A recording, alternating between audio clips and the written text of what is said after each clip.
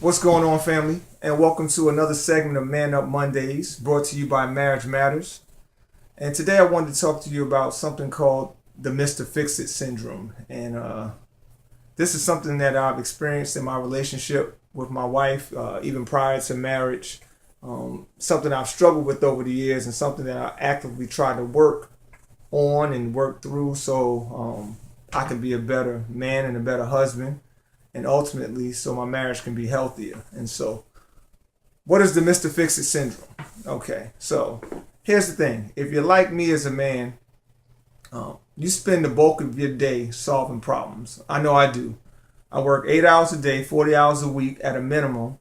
And I've been doing that for the past 16, 17 years. And I can count on maybe one hand the number of times I've gotten a call from a colleague at work, or someone's come over to my desk, or I've gotten an email, and it wasn't from someone who was asking me to solve a problem or give them advice or feedback or input into how to solve a problem. And so, in addition to my work experience, even my role as a father, as a mentor, as a counselor, as a friend, as someone in my neighborhood, typically I find myself in situations where I'm trying to solve problems. I'm looking for solutions to things. I'm trying to fix things. And I believe it gets back to how I'm pre-wired as a man. And so, fellas, you may find yourself experiencing some similar things, and maybe it's a similar phenomenon for you.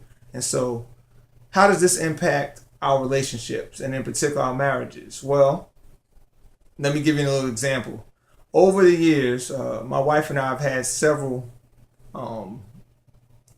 heated fellowships regarding my propensity to not necessarily hear her out and actively listen to her, but instead, I'm trying to solve all the problems in her world and give her solutions. And so I'm not even trying to do this. This is like something that's innate inside of me. And in fact, I have to make a consistent and conscious, concerted effort to not try to listen and look for solutions and solve problems when she and I are talking.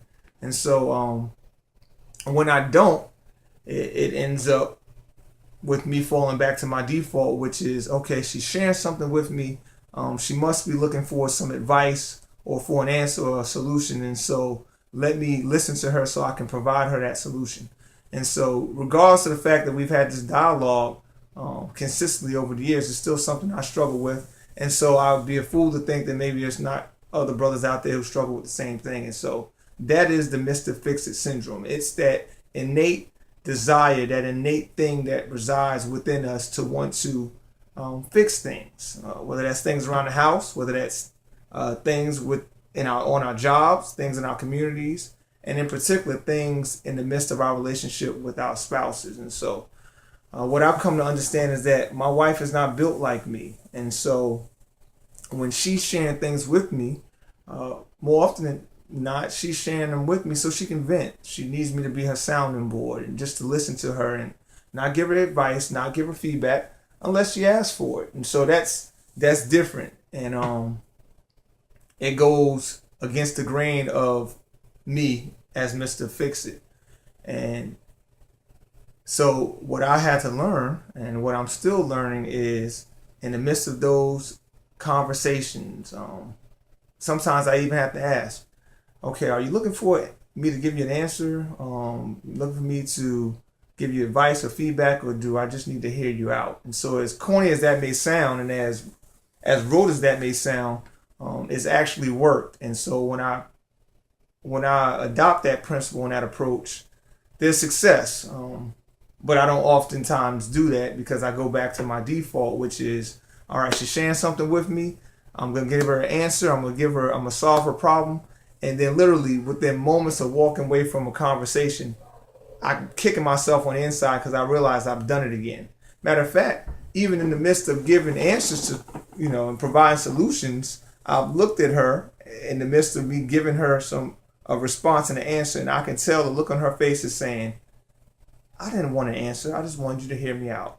And so The Mr. Fix-It syndrome. It's that innate desire that we have as men to want to fix things, to solve life's problems.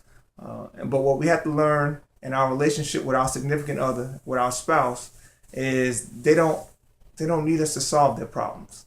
They just need us to hear them out. And so that's something that I'm working and I'm still striving and making an intentional effort to do.